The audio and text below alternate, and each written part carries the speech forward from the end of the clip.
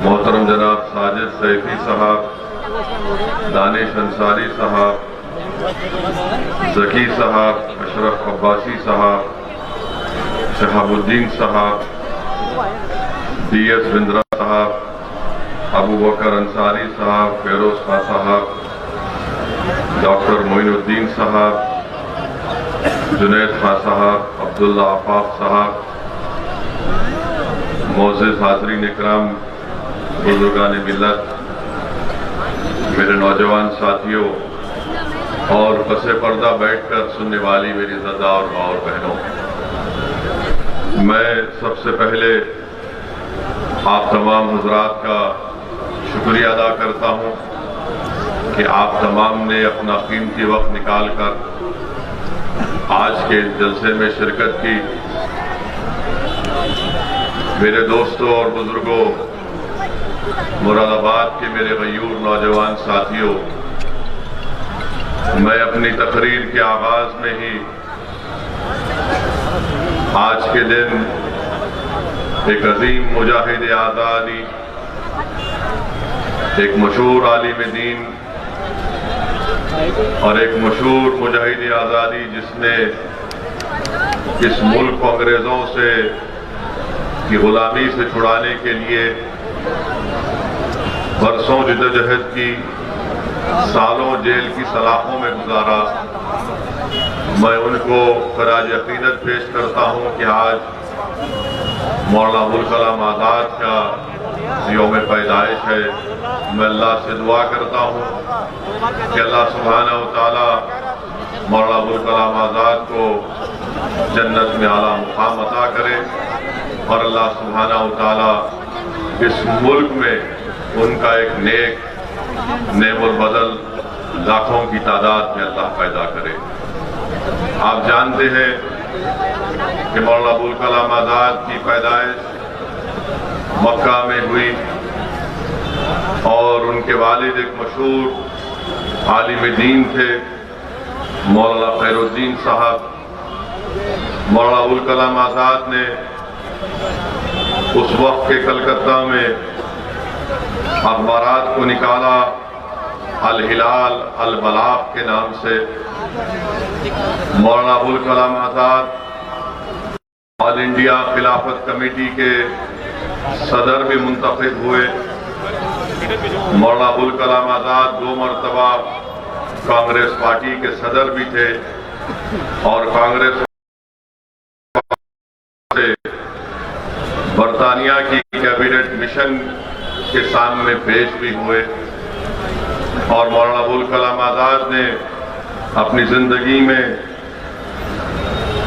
गुबार खातिर को लिखा, तर्जुमा कुरान को लिखा और फिर हमारे मुल्क में आज़ादी के बाद इस मुल्क के सबसे पहले एजुकेशन मिनिस्टर भी बने। आज अगर इस मुल्क में तालीम का अगर नेटवर्क है तो वो मौलाना अबुल कलाम आज़ाद की काविशों, उनकी मेहनत और आज अगर कोई काम पूरा हो रहा है तो उसका ब्लूप्रिंट और उसका ख्वाब मौलाना अबुल कलाम आज़ाद ने देखा और उसको पेश किया था। और मैं यहाँ पर यह भी कहूँगा कि मौलाना अबुल कलाम आज़ाद के ताल्लुक से कांग्रेस पार्टी बड़ी खुश हो रही होगी कि असदुद्दीन ओवैसी मौलाना अबुल कलाम आज़ाद की बात कर रहा है। मैं कांग्रेस पार्टी के गुलामों से कहना चाह रहा हूँ कि मौलाना अबुल कलाम आज़ाद ने अपनी किताब जो उन्होंने वसीयत की थी कि मेरे इंतकाल के बाद इस किताब को शाये करना, जिसमें मौलाना अबुल कलाम आज़ाद ने लिखा, उस किताब का नाम है कि इंडिया विंस फ्रीडम। उसमें मौलाना अबुल कलाम आज़ाद ने लिखा, वो किताब आज भी मौजूद है, कि कैसे कांग्रेस पार्टी ने नरीमन नामी एक फारसी को बंबई प्रोविंस का चीफ मिनिस्टर बनने से रोक दिया इसलिए कि वो फारसी थे। कैसे उस वक्त की कांग्रेस पार्टी ने बिहार में डॉक्टर मोहम्मद साहब को, जो चीफ मिनिस्टर उनको बनना था, कैसे उस वक्त के कांग्रेस के कायदीन ने बिहार प्रोविंस के चीफ मिनिस्टर के ओहदे पर एक मुसलमान को बनने से रोका, और कैसे मौलाना आजाद ने उस किताब में अपनी तकलीफ और कर्ब का इजहार किया।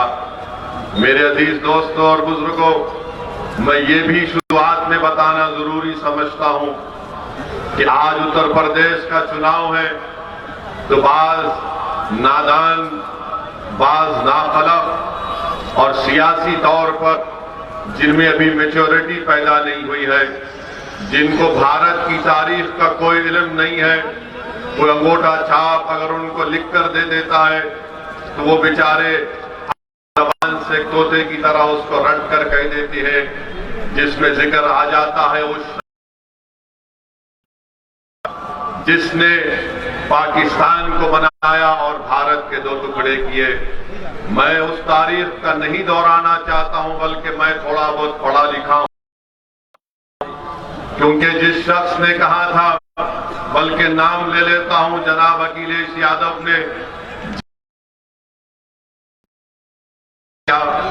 मैं मुरादाबाद की इस मुबारक सरजमीन से मोहतरम जनाब अखिलेश यादव को बताना चाहूंगा कि आप कभी तारीख पढ़ लीजिए। हाँ, ये बात सही है कि सरदार पटेल और जिन्ना, नेहरू और गांधी सब बैरिस्टर थे। अखिलेश यादव साहब, असदुद्दीन ओवैसी भी लिंकन जिन से बैरिस्टरी करा हुआ है। मैं आपको बताना जरूरी समझता हूं कि भारत को तोड़ने वाले का नाम, इस मुल्क को तोड़ने वाले का नाम और पाकिस्तान को बनाने वाले का नाम मोहम्मद अली जिन्ना था। कम से कम आपको तारीख पढ़नी चाहिए। आप उत्तर प्रदेश के 5 साल चीफ मिनिस्टर रहे हैं, आप ऑस्ट्रेलिया से पढ़े, मैं बैरिस्ट्री पढ़ के बरतानिया से आया हूं। मैं उम्मीद करता हूं कि आप दोबारा इस तरह की गलती नहीं करेंगे।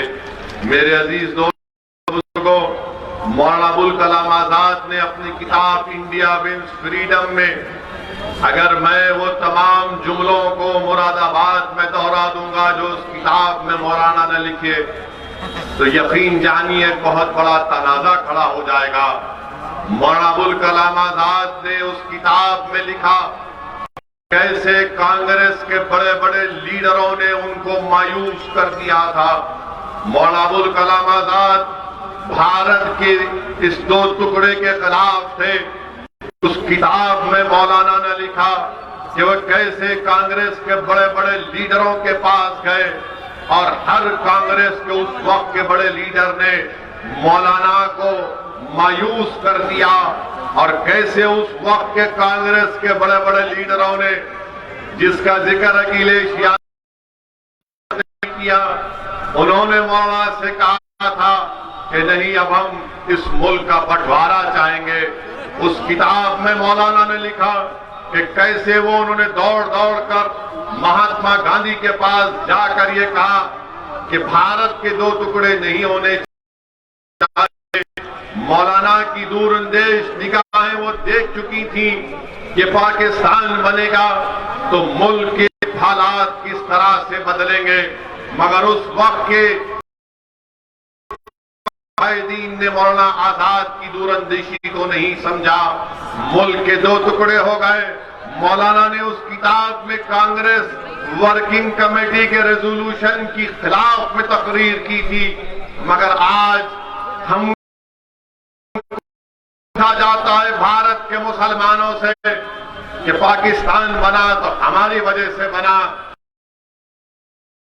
मैं चैलेंज करता हूं संघ परिवार के लोगों से, बीजेपी के लोगों से, या फिर ये समाजवादी पार्टी के जो लोग तारीख को नहीं पढ़ते, भारत का अगर बंटवारा हुआ तो मुसलमानों की वजह से नहीं, भारत का बंटवारा हुआ तो जिन्ना की वजह से हुआ। उस वक्त मुसलमानों को वोट डालने का इख्तियार नहीं था। वही मुसलमान वोट डाल सकता था जो सरमायादार था या नवाब था या उसके पास इतनी जमीन थी या उसके पास कोई डिग्री थी। मुसलमानों को इल्जाम खड़ा करना भारत के दो टुकड़े का ये सरा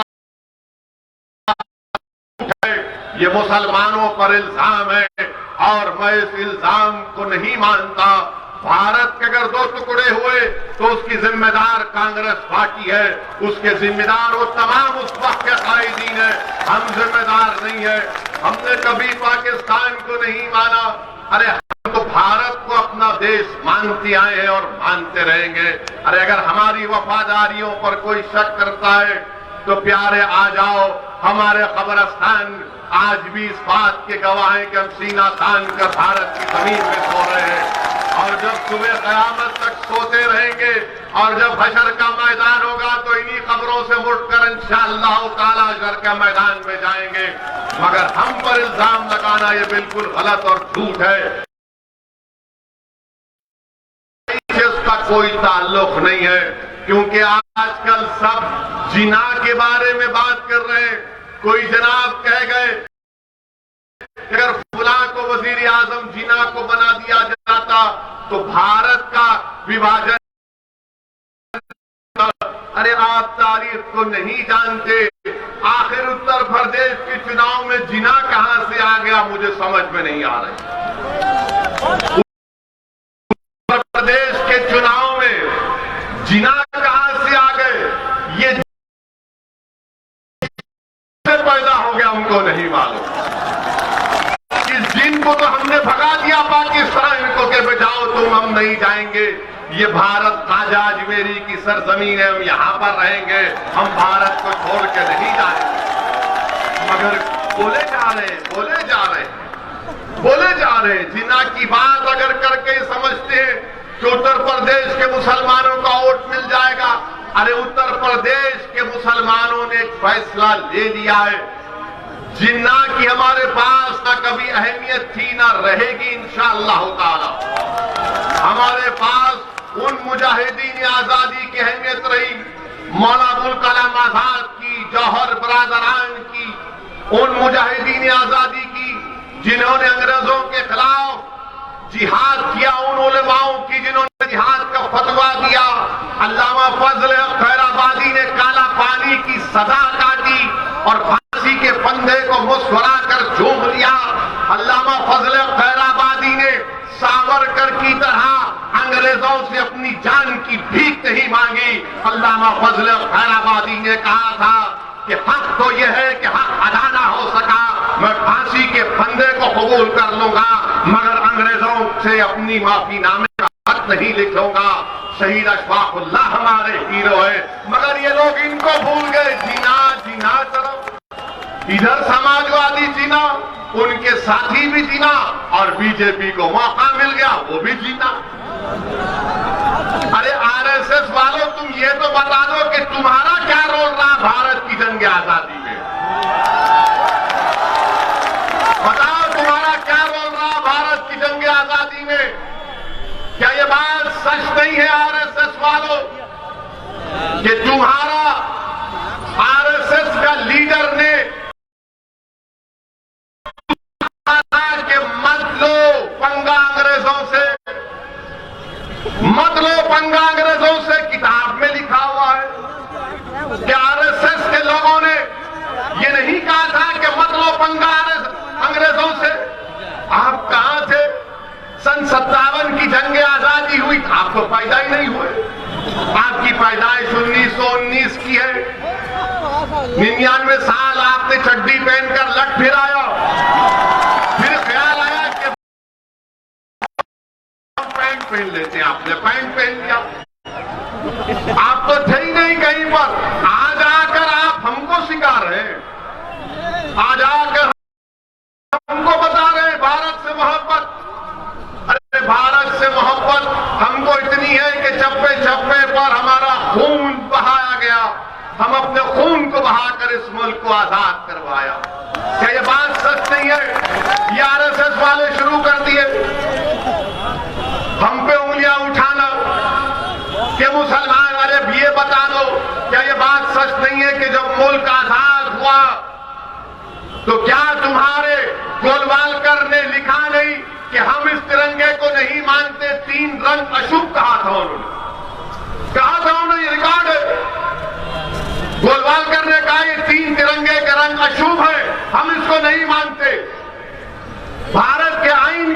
मनुस्मृति को मानते हैं, रिकॉर्ड है ये। इनकार करोगे, आओ बैठो, बताओ, बहस करो, 5 मिनट में भाग जाओगे। 5 मिनट में भाग जाओगे। आप हमको दर्ज देने आए, आपको मालूम ही नहीं। मगर ये शुरू हो गए चुनाव उत्तर प्रदेश के, और वो शख्स जो पड़ोसी मुल्क का उसको मुद्दा बना रहे, और ये समझ रहे कि मुसलमान खुश होगा। अरे मुसलमान नहीं खुश होगा। तुम जानते नहीं हो मुसलमानों की ज़हनियत को, मुसलमानों की तकलीफ को, मुसलमानों के मसाइल को। इसीलिए लेकर जा रहे हैं उस तारीख के उस वाकयात में जो मौजूदा दौर से उसका कोई ताल्लुक नहीं है, ना पहले था, ना अब है, ना इंशाअल्लाह मुस्तकबिल में रहेगा। मेरे अजीज दोस्तों और बुजुर्गों, फिर दूसरी अहम बात यह कि जब बात तारीख की निकली, कांग्रेस का जिक्र हुआ, तो इसी मुरादाबाद में 13 अगस्त 1980 को ईदगाह में पुलिस की फायरिंग हुई थी। क्या आपको मालूम है, आपको याद है? क्या नौजवानों आपको याद है, जो मुरादाबाद के गयूर नौजवानों, क्या तुमको याद है कि 13 अगस्त 1980 ईद का दिन ईदगाह में पुलिस की फायरिंग हुई थी मुरादाबाद में? कितने लोग मारे गए? 300 मुसलमान मारे गए थे। 300 मुसलमान मारे गए थे। यानी अंग्रेजों के जमाने में जनरल डायर ने किया था, तो उस वक्त कांग्रेस की सरकार ने 1980 13 अगस्त को 300 मुसलमानों को शहीद कर दिया गया था। मैं अभी रास्ते से आ रहा था, हमारे जानने वाले बुजुर्ग थे, मैंने उनको सलाम किया और कहा कि मैं आपके शहर को जा रहा हूं। दौड़ने में उनके सामने कहा कि मैं आपके शहर को जा रहा हूं और 13 अगस्त 1980 के वाक़े का जिक्र करूंगा। तो उस बुजुर्ग ने कहा कि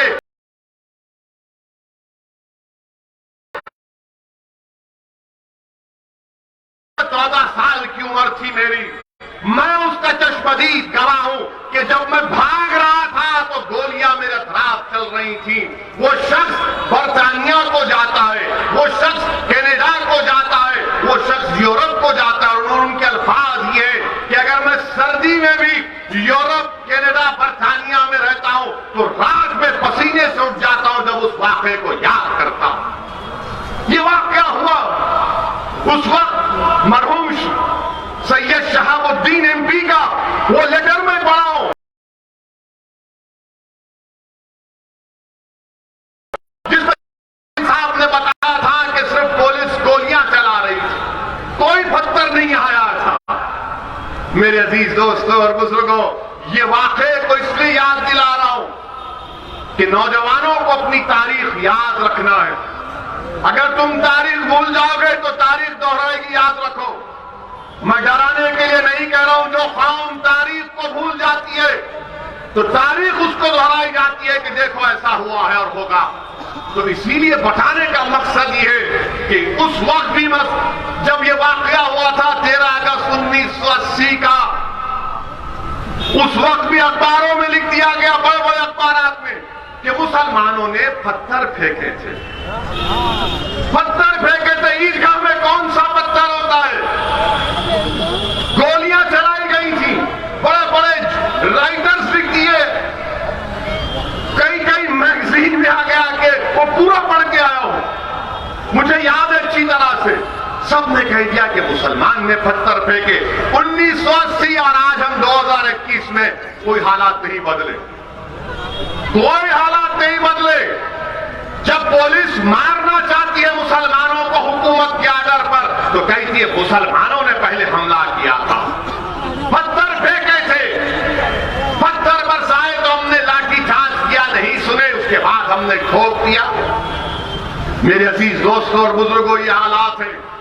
और ये इसलिए कह रहा हूं कि आज उत्तर प्रदेश में 2 दिन पहले कल का एक वाकया, आज का वाकया, इसको सामने रखो आप। गोरखपुर में बाबा की कॉन्स्टिट्यूंसी है। गोरखपुर में किसी मुसलमान ने अपने घर के ऊपर एक हरा झंडा लहराया, तो पूरा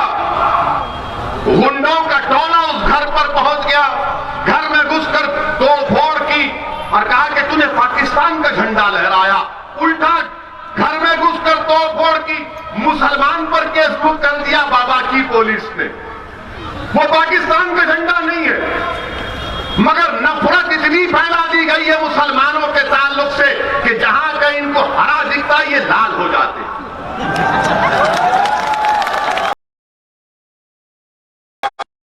हरा दिखता ये लाल हो जाते।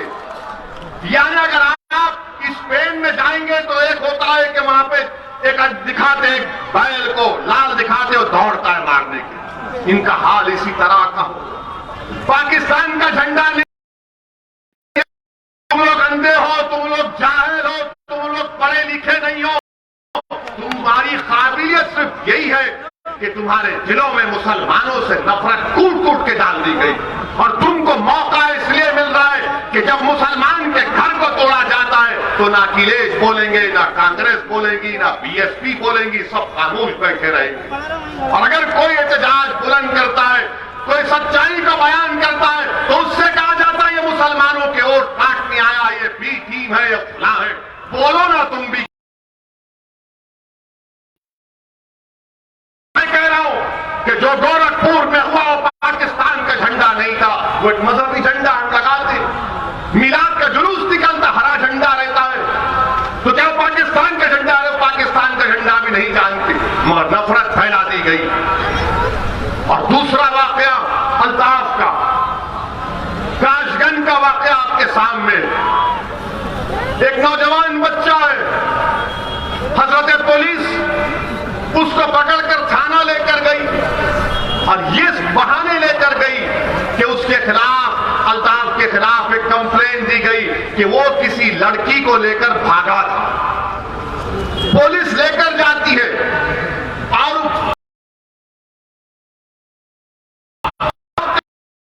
कि मैंने जाकर अपने बेटे को पुलिस के हवाले किया।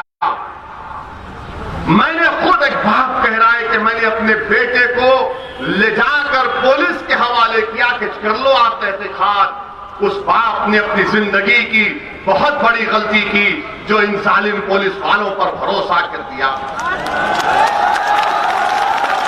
बाप लेकर गया पुलिस स्टेशन, तो बाद में मालूम हुआ बाप को कि तुम्हारा बेटा अस्पताल में, दौड़ो भागो।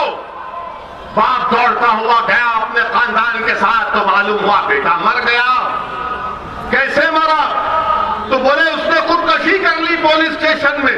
कहां पर की? तो बैतुल खला में। मैं तो गलत कहा, 2.5 फीट की नल की टूटी को उसके गले में जो हुड था उसका धागा निकालकर उस बच्चे ने अपने गले से लगाकर उसको टूटी को बनकर खुदकशी ले ली। वाह काशगंज की पुलिस, तुमको तो बहुत बड़ा इनाम मिलना चाहिए कि 2.5 फीट की टूटी पर पानी की कोई गले का वो धागा निकालकर गले से बांधकर टूटी को लगाता है, तब भी तो उसके पैर जमीन को ही लग रहे, उसके पैर जमीन को लग रहे। कैसे मरता है बच्चा? मालूम हुआ, मैं कह रहा हूं काशगंज की पुलिस ने अल्ताफ को मारा, पुलिस स्टेशन में वो कत्ल किया, वो कातिल है तुम लोग। तुम दुश्मन हो बच्चों के, तुम दुश्मन हो। तुम्हारे पास केस आया, अरे तुम तहकीकात नहीं, तुम करना जानते हो।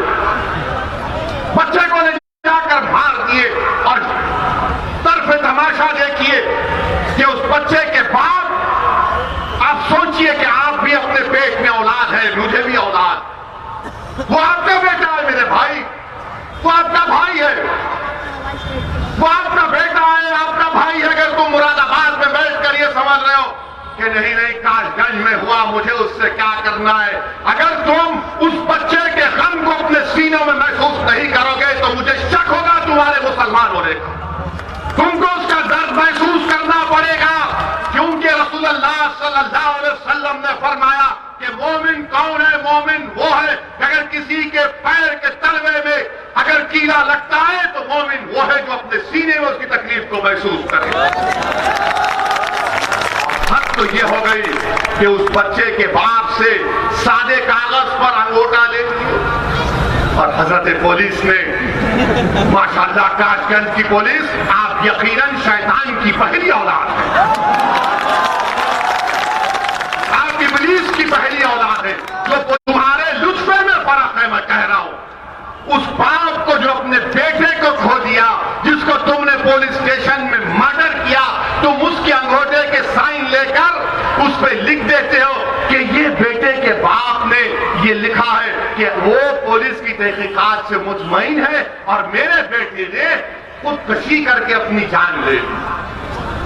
अरे पुलिस वालों जिन्होंने हरकत की कि अगर तुम्हारी बेटी तुम्हारा बेटा सब मर जाएगा या मार दिया जाएगा तो तुम्हारे दिल पर क्या पहुंचेगा?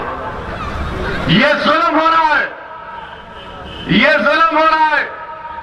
और आवाज कैसे उठती है? नहीं हमने बोल दिया, हम भी कंडेम करते हैं उसको, 2 लाख भिजा देंगे, 3 लाख भिजा देंगे। अरे सवाल ये पैदा होता है कि जब गोरखपुर के होटल में गुप्ता साहब को पुलिस ने मारा, उनकी मौत भी हम उसका कंडेम करते रहेंगे, मगर जब गुप्ता साहब की मौत हुई तो बाबा उत्तर प्रदेश के मुख्यमंत्री गुप्ता परिवार खानदान के पास पहुंच गए, बाबा पहुंच गए और गम का इजहार किया और जाकर कहा, उस गुप्ता साहब की बेवा से कहा कि आप फिक्र मत करिए, हमारी सरकार आपके साथ है। और मेरे ख्याल से उनको 50 लाख का चेक दिया, गवर्नमेंट की नौकरी दी, पुलिस के लोगों को सस्पेंड भी किया, उनको गिरफ्तार भी किया। और समाजवादी पार्टी के बहुत चाहने वाले, आपके अखिलेश ने क्या किया? गुप्ता साहब के घर गए और कहा, बहन ये 21 लाख का चेक है, ये 21 लाख का चेक है। आप बताइए मेरे अजीज दोस्तों और बुजुर्गों, इंसान जब पुलिस की कस्टडी में मरता है, अगर तो उसने खुद से खुदकशी कर ली। अगर वो मुसलमान खुदकशी कर ली और उसके बाद से झूठ से फरेब देकर अंगूठा उसका लगाकर लिख दिया जाता है, और अगर वो मुसलमान नहीं है, अरे मैं जिंदाबाद के नारे अपने नहीं लगाने वाला, सुनो मेरी बात, नहीं आप सुनो मेरी बात, मैं अपने जिंदाबाद के नारे आपसे मंगवाने के लिए नहीं आया हूं, क्योंकि आप जिंदा है, मैं जिंदा हूं, रसूल अल्लाह की उम्मत है, जिंदा रहने वाले। और याद रखो इस बात को, याद रखो इस बात को कि जब तक हम जिंदा हैं दुनिया आबाद है, जब हम नहीं तो दुनिया भी नहीं। याद रखो, ये मेरा फेथ है। मगर ये हाल देखिए आप कि एक मुसलमान मरता है तो कोई आवाज नहीं उठती है। क्या मेरे खून की अहमियत नहीं है? क्या मेरे नौजवान की जिंदगी की कीमत नहीं है? क्या मैं कोई गंदी नाली का कीड़ा हूं कि बैतुल-खला में ले जाकर मेरे बच्चे को, बेटे को मार दिया जाता है, गुड्डी के बाजू मेरे बेटे की लाश को फेंक दिया जाता है? मेरे अजीज दोस्तों और बुजुर्गों, ये इसलिए हुआ क्योंकि आपके पास प्रदेश में कोई सियासी ताकत नहीं है। आपके पास मुट्ठी भर 3-4 मुसलमानों के आपके वोटों से जीते हुए एमपी एमएलए होंगे। आपके पास क़यादत नहीं है, आपकी लीडरशिप नहीं है। आप मुत्तहिद अगर हो जाएंगे तो उत्तर प्रदेश में 19% मुसलमानों की क़यादत बनेगी। अगर अल्लाह उस अल्ताफ की रूह को अगर अल्लाह हुक्म देगा कि बोलो उत्तर प्रदेश के मुसलमानों से क्या कहना है, तो अल्ताफ की रूह पुकार कि गुप्ता मरा तो हुकूमत हिल गई, मैं मर गया तो हुकूमत नाम तक नहीं लेती। मेरे अजीज दोस्तों और बुजुर्गों, याद रखो, नाइंसाफी का इलाज सिर्फ रोने से नाइंसाफी का खात्मा नहीं हो। जुल्म का खात्मा सिर्फ जज्बाती नारों से खत्म नहीं होता। हुकूक का हक को हासिल करना सिर्फ दुआओं से नहीं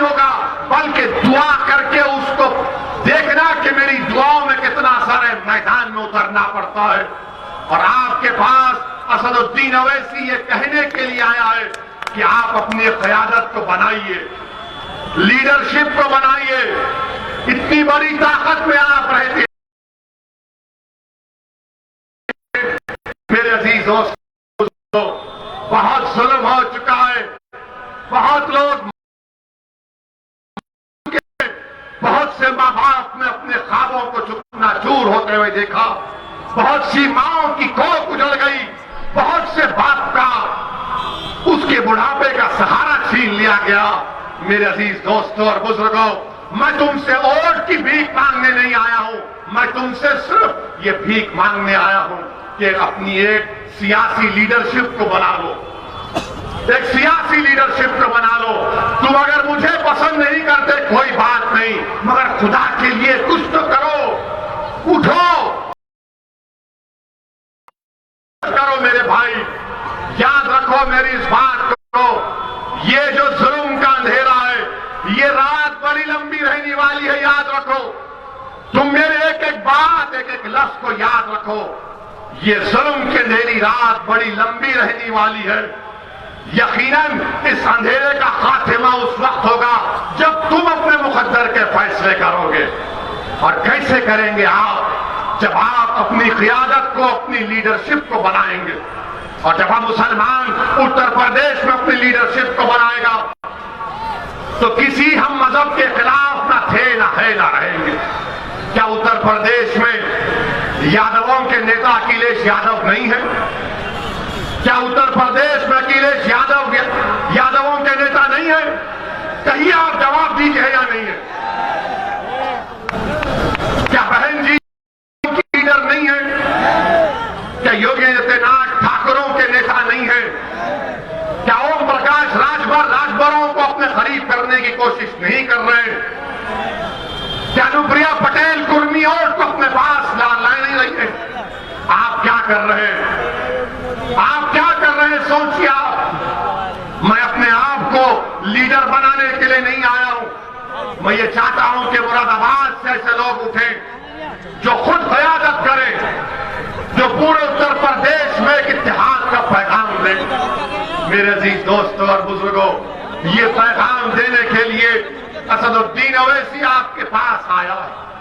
अगर मेरी कोई बात आपको पसंद नहीं आती तो मैं माजरत चाहता हूं। मेरी जबान कड़वी इसलिए है क्योंकि मैं सच्चाई बोलता हूं।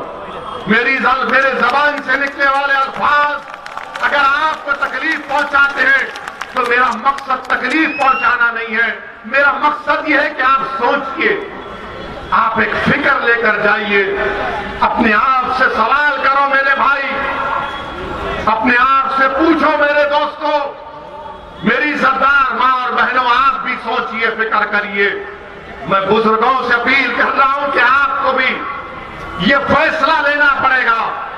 जब उत्तर प्रदेश में हर समाज ने अपनी अपनी क़यादत को बना लिया, अपनी लीडरशिप को बना लिया, तो आप क्यों पीछे होते हैं? और कोई कहेगा कि क्या हमने मुरादाबाद से मोहतरम जनाब एसटी हसन को एमपी नहीं बनाया? कोई कहेगा कि क्या असदुद्दीन अवैसी तुम्हारे हैदराबाद से आए हुए एक क्रिकेटर को हमने एमपी नहीं बनाया? मेरे भाई, आपने एमपी बनाया, आपने कायद नहीं बनाया। आपने किसी को एमपी बनाया, किसी को नेता नहीं बनाया। आपने एमपी बनाया मगर अपनी लीडरशिप को जमीन पर पैदा नहीं किया। आपने किसी को एमपी एमएलए जरूर बनाया मगर वो आपकी तकालीफ को, आपके जुल्म के खिलाफ आवाज नहीं उठा सकता। मैं एक मिसाल आपको देना चाहता हूं। मेरे पास एक तस्वीर जिसमें हमारे एमपी डॉक्टर साहब एसटी हसन साहब की तस्वीर मेरे पास है कि डॉक्टर एसटी हसन, जिनकी मैं बड़ी इज्जत करता हूं, वो समाजवादी में है मगर इंफरादी तौर पर बड़ी इज्जत करता हूं। जब मैं तस्वीर देखा तो मुझे बड़ी तकलीफ हुई। तस्वीर में क्या है कि डॉक्टर साहब खड़े हुए हैं, डॉक्टर साहब खड़े हुए हैं और एक कुर्सी पर समाजवादी पार्टी के राज्यसभा के एमपी प्रोफेसर राम गोपाल यादव साहब पैर पर पैर डालकर बैठ रहे हैं और डॉक्टर साहब खड़े होकर उनको कागज दे रहे हैं। मैं आपसे पूछना चाह रहा हूं कि इस तरह की बेइज्जती हम बर्दाश्त करेंगे? आप सोचो, मेरी नहीं, कोई कहेगा ये जज्बाती तकरीर कर रहा है, आप सोचो। जब मैं तस्वीर को देखा तो बड़ी तकलीफ हुई। वो कुर्सी पर बैठा है पैर पर पैर डालकर और मुरादाबाद का मुसलमानों का एमपी खड़े होकर उसको कागज दे रहा है, देख भी नहीं रहा है डॉक्टर साहब की तरफ। मेरे अजीज दोस्तों और बुजुर्गों, ये तुम कहेगा लीडरशिप? अगर असुद्दीन अवैसी होता तो प्रोफेसर राम गोपाल का हाथ पकड़ के कहता, उठो प्रोफेसर, आंख में आंख डाल के बात करेगा। ये मिजाज पैदा करना पड़ेगा आपको, इस मिजाज में तब्दीली पैदा करना पड़ेगा। हम गुलामी नहीं करेंगे, भीख नहीं मांगेंगे, बराबरी का हिस्सा लेंगे इंशाअल्लाह ताला। और अफसोस तो इस बात का है कि तुम प्रोफेसर राम गोपाल हो, तुम प्रोफेसर हो, तुमको उठना गवारा क्यों नहीं हुआ? उठ जाते, हाथ मिला लेते, मगर नहीं। दिखाना यह था कि हम लीडर हैं, तुम गुलाम हो। हम लीडर हैं, तुम खड़े रहोगे, हम बैठोगे। नहीं मुरादाबाद के मुसलमानों, नहीं उत्तर प्रदेश के गयूर मुसलमानों, अब हम दरी नहीं बिछाएंगे, हम इनके लिए कुर्सी नहीं डालेंगे, हम इनके सामने हाथ झुकाकर नहीं खड़े रहेंगे। हम इनको अगर बिठाएंगे तो पहले हम बैठेंगे, इसके बाद ये बैठेंगे इंशाअल्लाह। और आप मिजाज देखिए प्रोफेसर राम गोपाल का, प्रोफेसर राम गोपाल यादव का मिजाज। सत्ता नहीं है, इख्तिदार नहीं है, अखिलेश मुख्यमंत्री नहीं है, मगर इतना गुरूर, इतना अहंकार है कि इख्तिदार नहीं है मगर बता क्या रहे हैं मुसलमानों को मुरादाबाद के। दोस्तों और बुजुर्गों, मेरी आपसे गुजारिश है, ये बेइज्जती मैं नहीं बर्दाश्त कर सकता, ये बेइज्जती मैं नहीं बर्दाश्त कर सकता। ना मैं किसी के सामने किसी से इस तरह का बर्ताव करता हूं। हम हैदराबाद में दारुस्सलाम में बैठते, लोग आते हमसे बात करते, अगर कोई देना चाहता तो खड़े हो जाते। मेरे अजीज दोस्तों और बुजुर्गों, मुरादाबाद के मेरे गयूर नौजवानों, अपनी फिक्रों में तब्दीली पैदा करो। आप कब तक डरते रहेंगे? मजलिस इलेक्शन लड़ेगी, मजलिस इलेक्शन लड़ेगी तो बीजेपी आ जाएगी। मैं इसका जवाब दे रहा हूं अब आपको। मेरे इस दलील का, मैं जो मुद्दा यहां पर उठा रहा हूं, आपके पास इसका कोई जवाब नहीं। 2014 के पार्लियामानी चुनाव में बीजेपी जीत गई, मोदी प्रधानमंत्री बन गए। क्या किया अखिलेश यादव? 2017 के असेंबली के इंतखाबात, कांग्रेस और अखिलेश मिल गए तो एक गाना चलता था उस जमाने में कि यूपी को इन लड़कों का साथ पसंद है, और जीत गए मोदी। 19 का चुनाव आया तो बहन जी और अखिलेश मिल लिए, सिर्फ 15 सीट जीते। मां बाकी पार्लिमानी निशिस्त पर बीजेपी कामयाब हो गई। आप कब तक अपने वोट को खराब करेंगे? बीजेपी को रोकना जरूरी है, मगर क्या बीजेपी को रोकना मुसलमानों की जिम्मेदारी है? अच्छा, हैरत की बात यह है कि अगर मुसलमान ये सेकुलर पार्टी को वोट नहीं दिया तो बोलेंगे मियां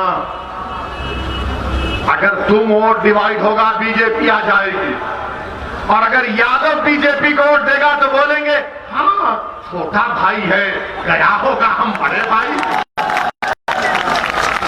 ये क्या है बताइए आप? ये क्या है बताइए आप? आपका वोटर बीजेपी बीजेपी को नहीं छोटा भाई है, गया है, हम तो बड़े भाई हैं, आपके साथ है। मेरे अजीज दोस्तों और बुजुर्गों, बीजेपी को रोकना जरूरी है और हमने भी कहा है कि मजलिस इत्तेहादुल मुस्लिमीन का मकसद यह है कि उत्तर प्रदेश में दोबारा बीजेपी की सरकार ना बने, दोबारा इंशाअल्लाह ताला योगी आदित्यनाथ उत्तर प्रदेश का चीफ मिनिस्टर ना बने। ये मजलिस की कोशिश है, मगर मजलिस की कोशिश ये भी है कि मजलिस के उम्मीदवार कामयाब हो, मजलिस के एमएलए कामयाब हो। लोग बोलेंगे असदुद्दीन ओवैसी तुम्हारे अगर 10-20 इंशाअल्लाह एमएलए कामयाब हो गए तो क्या करोगे? मैं उनसे एक ही बात कहूंगा कि भारत की पार्लियामेंट में 300 बीजेपी के एमपी हैं और मजलिस के 2 एमपी हैं, और जब 2 खड़े हो जाते तो पार्लियामेंट के दोनों दीवार हिल जाते। मेरे दोस्त, तादाद काम नहीं करती फिरौन से मुकाबला करने के लिए, तादाद काम नहीं करती नमरूद से मुकाबला के लिए, तादाद काम नहीं किया बदर के मैदान में, तादाद में काम नहीं किया मुवत्ता के मैदान में। क्या काम करती है इखलास, और इखलास तब पैदा होगा जब रब्ब करीम से मोहब्बत और खौफ होगा। अगर तुम तादाद को देखते रहोगे तो फिर क्या करोगे?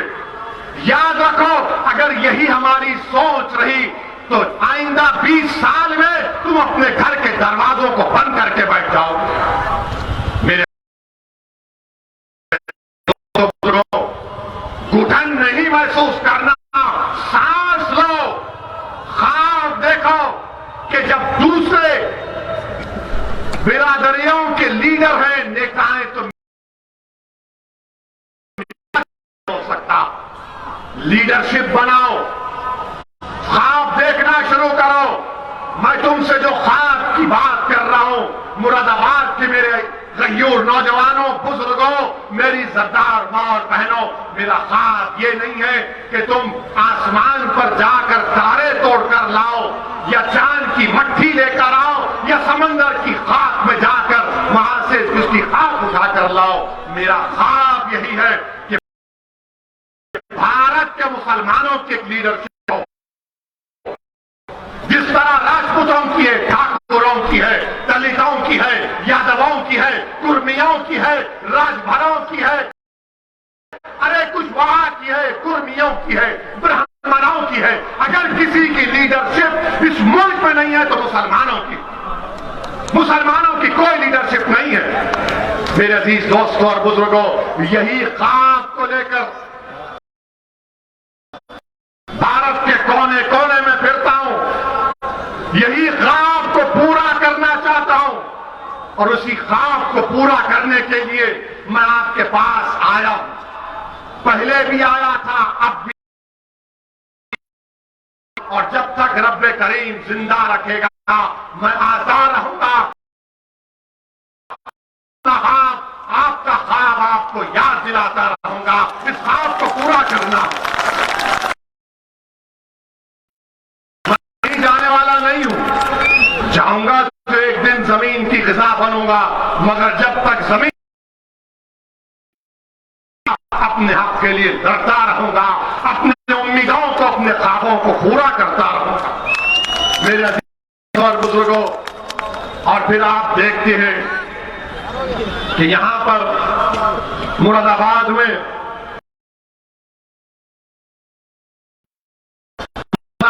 आप देखते हैं कि जो कोई वो कहती है कि हम गवर्नमेंट की यूनिवर्सिटी बनाएंगे। मोहतरम अखिलेश यादव, 5 साल तुम्हारी सरकार रही, तुमने मुरादाबाद डिवीजन में गवर्नमेंट की यूनिवर्सिटी नहीं बना पाए। एक गवर्नमेंट की यूनिवर्सिटी बना देते, नहीं बना पाए। पूरे मुरादाबाद 5 जिले आते हैं, बच्चों को तालीम के लिए बरेली जाना पड़ता है, गवर्नमेंट की यूनिवर्सिटी नहीं है। और सब बोलेंगे अखिलेश को 5 साल मिले तो अब आकर कहेंगे हमको बस नहीं थे 5 साल और 10 साल दे दो। अरे भाई तुमने 5 साल में नहीं किया। यहां से रोड जाती उत्तराखंड को, माशाल्लाह से रोड नहीं खड्डे नजर आते। अगर बाबा से जाकर पूछेंगे तो बाबा बोलेंगे नाम बदल दूंगा, खड्डों की बात मत करो। यहां पर अखिलेश की सरकार थी, आपने क्या किया बुनकरों के बारे में बताओ। हमारे अंसारी भाई के पावर लूम के बारे में तुमने क्या किया बताओ। आज वो पावर लूम, उसका बरखी, उसका बिजली का बिल 1000 गुना योगी आदित्यनाथ की सरकार ने बढ़ा दिया। आज वो पावर लूम और बुनकर परेशान है।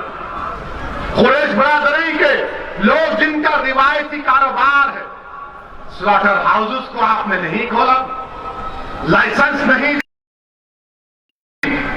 आप बाबा की सरकार आई पूरा। आप बताइए, आपने तो वोट दिया था ना, ये इस पर क्या हुआ।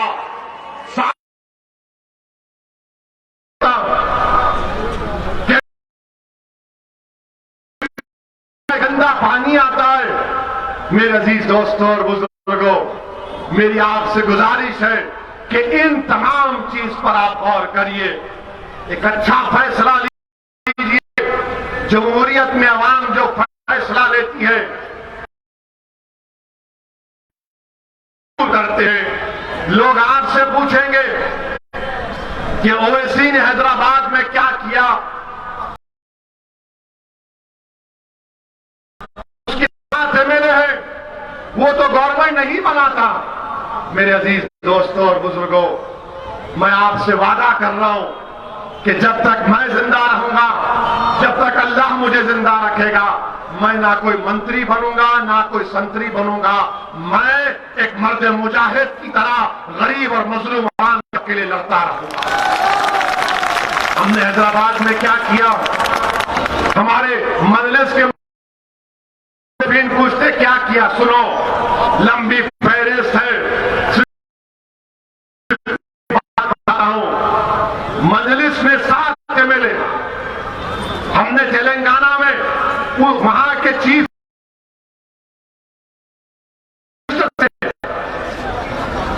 6.5 साल पहले मुलाकात की और उनसे कहा कि आप मुसलमानों के मयार को बुलंद करिए, स्कूल खोलिए। आपको खुशी होगी कि तेलंगाना में, हैदराबाद में 6ठी जमात से लेकर 12वीं जमात तक गवर्नमेंट स्कूल खोलती है, जिसमें बच्चों का पढ़ाई, कपड़े, खाना, उनका तमाम का इंतजाम है। बच्चियों और बच्चों के लिए रेजिडेंशियल स्कूल हमने खोला। आपको जानकर खुशी होगी कि उस रेजिडेंशियल स्कूल में 60,000 मुसलमानों के बच्चे और बच्चियां फ्री में पढ़ती हैं। 60,000 पढ़ती हैं। हमको मिनिस्टर नहीं बने, खाली कितने 7 एमएलए हैं। हुकूमत जानती है कि 7 है, मगर इनके साथ पूरा मुसलमान है, इनकी बात को सुनना पड़ेगा। 7 एमएलए हमने स्कूल खुलवा दिए। अब उस स्कूल में एडमिशन के लिए एंट्रेंस का एग्जाम होता, एंट्रेंस का एग्जाम होता, इतने मियारी तालीम उसमें दी जाती है। ये काम क्यों नहीं हो सकता? ये काम होना चाहिए उत्तर प्रदेश में। आपको मालूम, मुसलमान सबसे ज्यादा उत्तर प्रदेश में कम पढ़े लिखे हैं, खवातीन सबसे ज्यादा कम पढ़ी लिखी हैं। क्या आपको नहीं मालूम? मुरादाबाद के तमाम जिम्मेदारों को मालूम होना चाहिए कि सबसे कम ग्रेजुएट 2% उत्तर प्रदेश में मुसलमान है। हाईएस्ट ड्रॉप आउट रेट मुसलमान का है। बताइए क्या हो रहा? इस पर बात नहीं होगी, जिना पे बात होगी, इस पे बात नहीं होगी। ओवैसी वोट काटने के लिए आया है। अरे मैं काटने के लिए नहीं, मैं अपना हक लेने के लिए आया हूं और हक दिला कर रहूंगा इंशाअल्लाह ताला। मेरे अजीज दोस्तों और बुजुर्गों, जब बात तालीम की आई तो यो हमारे वजीर आजम जनाब श्री नरेंद्र मोदी ने वो कहते हैं सबका साथ, सबका विकास, सबका विश्वास। कोई हमारे पास मुसलमान का बात मत करो मेरे भाई। गवर्नमेंट ऑफ इंडिया की एक स्कीम है मदरसा मॉडर्नाइजेशन स्कीम, जिस मदरसे में असली तालीम को पढ़ाया जाता है, मैथ्स, इंग्लिश, सोशल साइंसेस को, तो गवर्नमेंट ऑफ इंडिया 4 टीचर की तनख्वाह देती है। कितने? 4 टीचर की तनख्वाह। और अगर वो ग्रेजुएट हैं तो 6,000, पोस्ट ग्रेजुएट हैं तो 12,000। आपको जानकर तकलीफ होगी कि पिछले 5 साल से नरेंद्र मोदी की सरकार ने मदरसा मॉडर्नाइजेशन में 50,000 टीचरों को तनख्वाह नहीं दी। क्यों नहीं दी? क्योंकि उन मदरसों में मुसलमान बच्चे और बच्चियों को इंग्लिश, मैथ्स, साइंस और कंप्यूटर सिखाया जा रहा था। ये नरेंद्र मोदी की मुसलमानों से ताल्लुक से मोहब्बत और नफरत है। आप फैसला करो। 50,000 टीचरों को तनख्वाह नहीं मिली। अब कोई पूछेगा कहां से लाए तुम? तो जाओ, हमारी एक बहन है इस्मत आरा ने वायर के वेब पोर्टल पर इस न्यूज को लिखा कि 50,000, जिसमें एक हिंदू ब्राह्मण पंडित है जो इस मदरसे में, गाजियाबाद के मदरसे में जाकर बच्चियों को हिंदी सिखाते हैं, वो पंडित जी कह रहे हैं कि मुझे 5 साल से तनख्वाह नहीं मिली। मेरा बकाया जो मोदी जी देना है 7 लाख रुपए देना। मेरे अजीज दोस्तों और बुजुर्गों, इस पर कोई बात नहीं होगी, इस पर कोई बात नहीं करेगा। मेरी आपसे दबन गुजारिश है कि इन मसाइल पर गौर करिए। डरने और घबराने की जरूरत नहीं है। इंशाअल्लाह ताला अल्लाह सुब्हानहू व तआला ने चाहा तो यकीनन जुल्म का खात्मा होगा, जालिम हारेगा, मजलूम को अल्लाह इज्जत से नवाजेगा। जो लोग आज इख्तिदार पर बैठकर अपने आप को वक्त का फिरौन, वक्त का नमरूद, और जिनके पास दौलत है वो समझ रहे हैं कि मेरे पास कानून का खजाना है।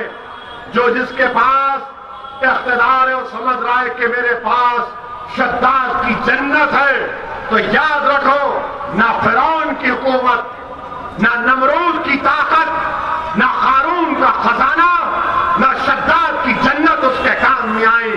हमको सिर्फ हरकत करना है, तब्दीली पैदा करना है। मेरी आपसे गुजारिश है कि मजलिस इत्तेहादुल मुस्लिमीन का साथ दीजिए, मजलिस को कामयाब करिए और उत्तर प्रदेश में अपनी एक सियासी लीडरशिप को बनाइए। अस्सलाम वालेकुम व रहमतुल्लाहि व